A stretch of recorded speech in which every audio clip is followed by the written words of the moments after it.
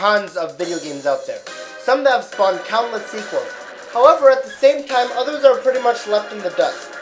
Kind of convenient that this video is coming out really close to E3 of 2014.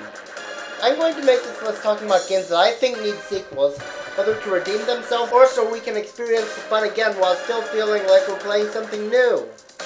Now, they can be sequels to games that I have not played, but that is limited to only one. I'm also not counting confirmed sequels, and the previous installments in the series cannot have come out within the past 2 years, because otherwise I would come off as ungrateful. Keep in mind I said series, not franchise.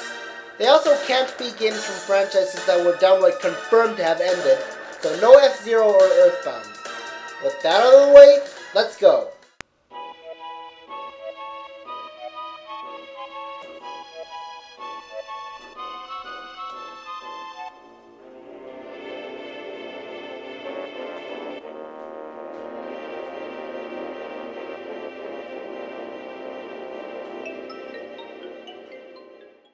Both Phantom Hourglass and Spirit Tracks are the most underrated games in the Zelda series, and they are also two of my favorite DS games.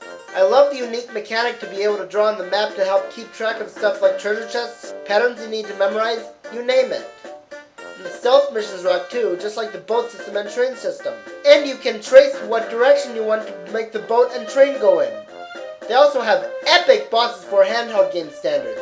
It would be really nice if Nintendo made another Zelda game that plays out like this. I liked Link Between Worlds, but I want to be able to draw on the map again.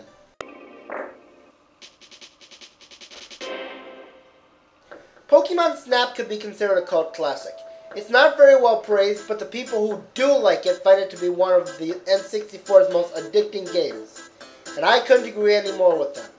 The game is so addicting and fun to play. It's fun getting all the points for taking pictures of Pokemon, using methods to find certain ones while being able to see them in their natural habitat. My only gripe with this game is the fact that it's way too short. It takes about 2 days to take pictures of all the Pokemon in the game.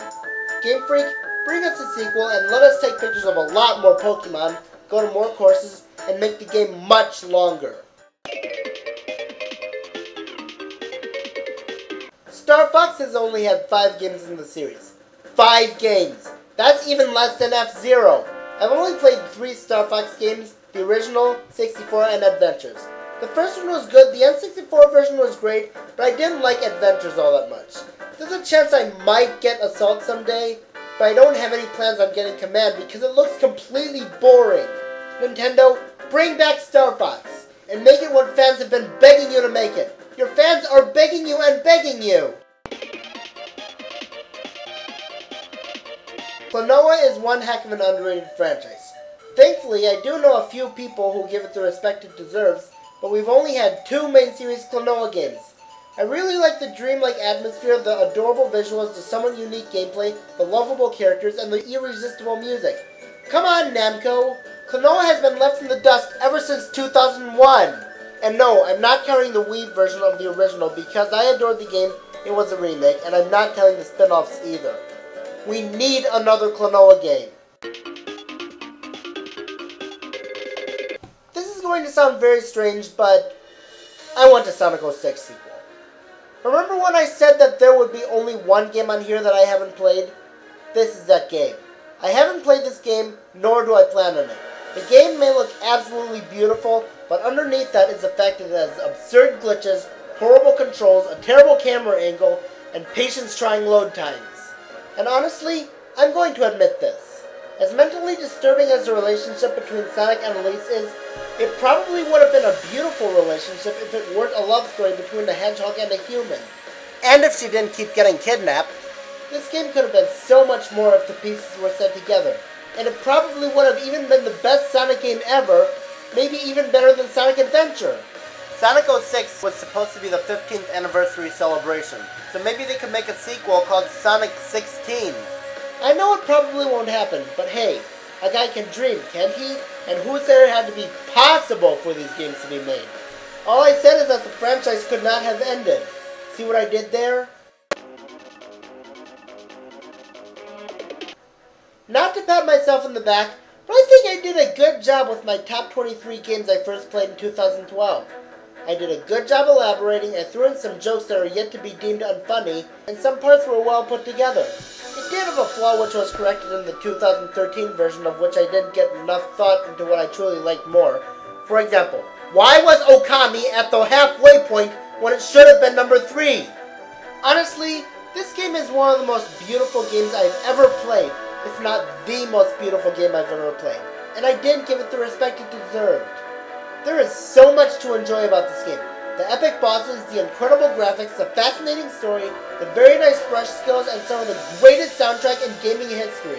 It even had some pretty dark moments at times, but still manages to be funny every once in a while.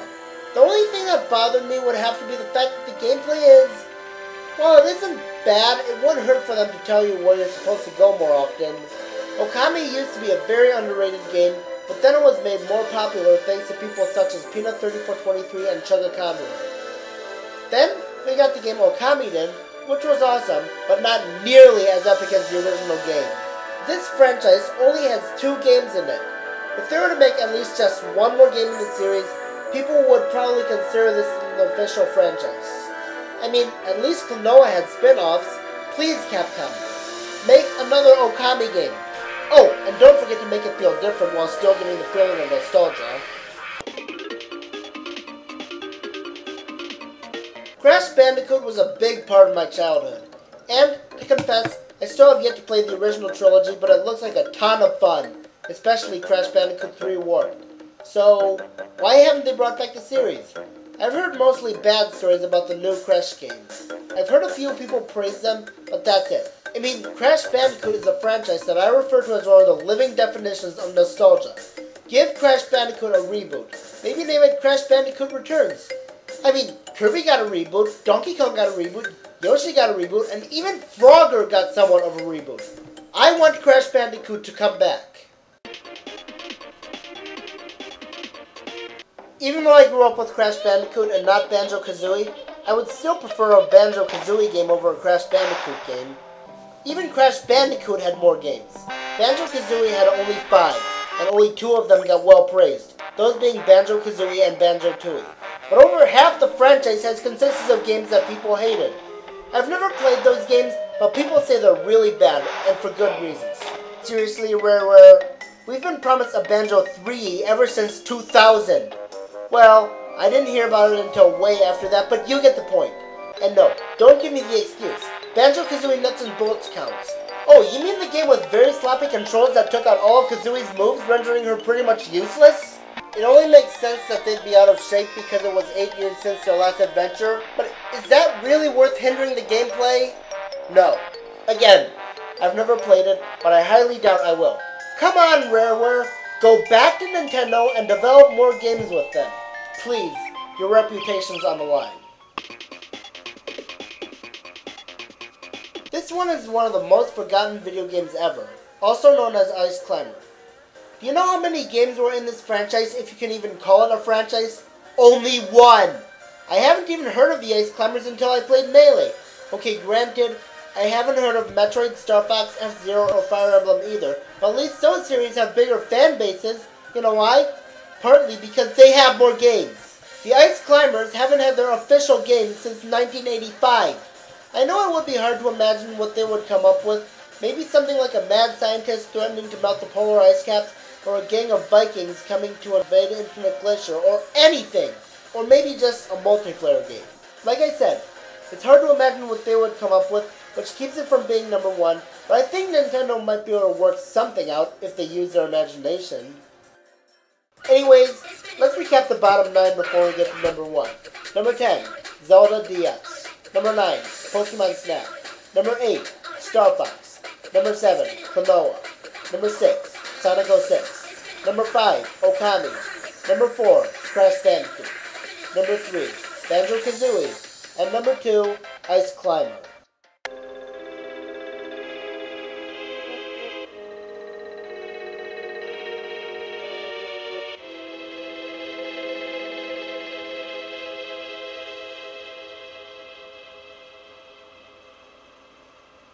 Metroid. And I don't mean a game in particular. I mean any Metroid game. We need a new Metroid game. I better warn you, This entry will contain a few spoilers in it. Our most recent Metroid game was released in 2010, where we got Metroid Other M. Now, I'll admit, I actually thought Other M was a pretty good game. I mean, yeah, cutscene-wise it was idiotic, but it got almost everything else right. Yeah, almost everything. The atmosphere was nice, and the gameplay, if you subtract the search segments and the instances where Samus walks painfully slow, the game was actually quite fun. But the cutscenes are the things that really hurt me as a Metroid fan, because of how insulting it is to Samus' personality. It was so annoying that Retro Studios seemed to be in a debate if they should even continue the Metroid series. You can't do this to us, Retro Studios. Yes, it's your decision. But you can't just end the franchise after one game got poorly received. Just look at Mario and Sonic. They're some of the most popular video game franchises ever, and they've had countless games that got criticized. I mean, Shadowson11 once said, "One game will not kill an entire franchise." While it stinks that Banjo-Kazooie, Star Fox, and Crash Bandicoot haven't had recent games in a while, even they have more understandability because then, it was because of at least 3 games that lost people's interest, but this is only one game. Please, Retro Studios, give the Metroid series another chance. I don't want to remember Samus as the whiny girl who constantly forced us to look at her butt. I want to remember her as the greatest space warrior ever. I know you made her this upset to give her some personality, but you managed to give her some personality in Metroid Prime 3. In that game, she lost her only friends thanks to Dark Samus in that game. In that game, she felt sad without being too dramatic, and yet she's getting all upset when some infant Metroid gets killed. I know that moment was sad, but come on!